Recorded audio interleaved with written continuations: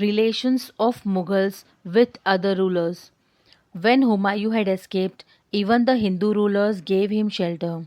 Therefore, their culture was reflected in the upbringing of Akbar. He took the help of Hindu rulers when he ascended the throne. He knew that he would not be able to rule in India if he ignored the Rajput rulers. Therefore, he maintained good relations with the Rajput rulers and won their confidence. The rulers who did not accept his authority had to face him. The rulers of Sisodia Rajputs did not accept his rule and had many confrontations with him. Students, when Sher Shah defeated Humayun, he escaped from Delhi. Hindu rulers gave shelter to Humayun. Influence of contact with Hindu rulers could be seen in upbringing of Akbar. Akbar was born when Humayun was in the palace of Hindu king of Amarkot. Humayun regained his throne of Delhi only because Hindu rulers helped him. Humayun maintained very good relations with Rajputs because he knew that without their support he would not be able to rule India. Those rulers who did not accept his supremacy had to face Humayun in battle. Rulers of Sisodia of Mewar did not accept Humayun's rule and so they had several conflicts with Humayun. Tradition of inheritance. The king was responsible for appointing the successor of the kingdom, and it would usually be the eldest son.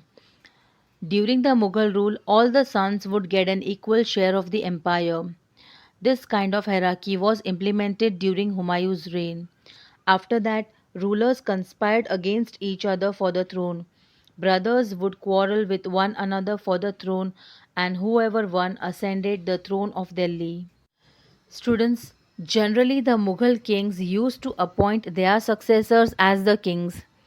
The eldest son was appointed as a successor while the sons used to get equal share in the empire.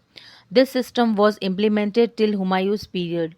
After that, all the brothers conspired for the throne. They used to fight for the throne. Whoever won used to ascend the throne of Delhi. Think, should the emperor appoint the eldest son as the ruler or divide the empire among the brothers equally? Or should some other arrangement be made? Express your views.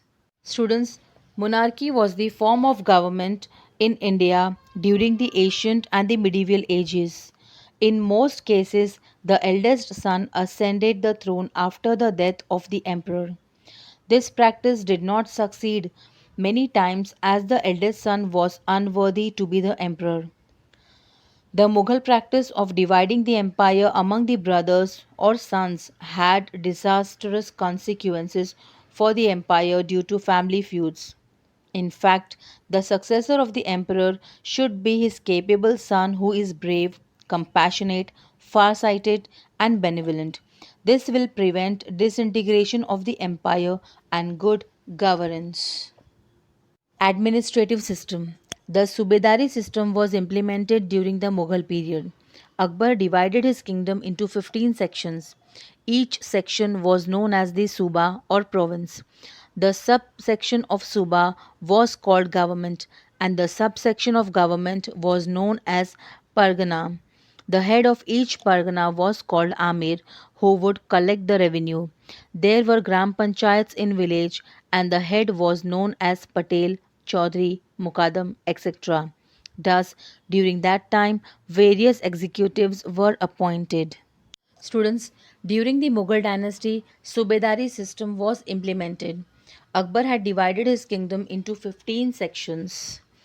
Each section was known as Suba or province. Subsection was called government. Subsection of government was called Pargana. The head of Pargana was known as Amir, and Amirs used to collect the tax. Villages were administered by the Gram Panchayats.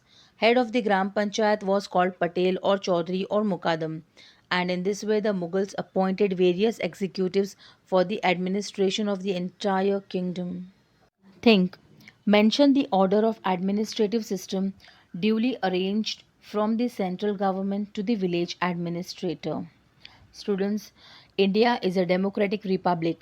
The Indian constitution establishes federal systems of government. wherein there is central government for the whole country and the state government for 28 states. Every state is divided into districts and districts into talukas. There are a number of villages in every taluka.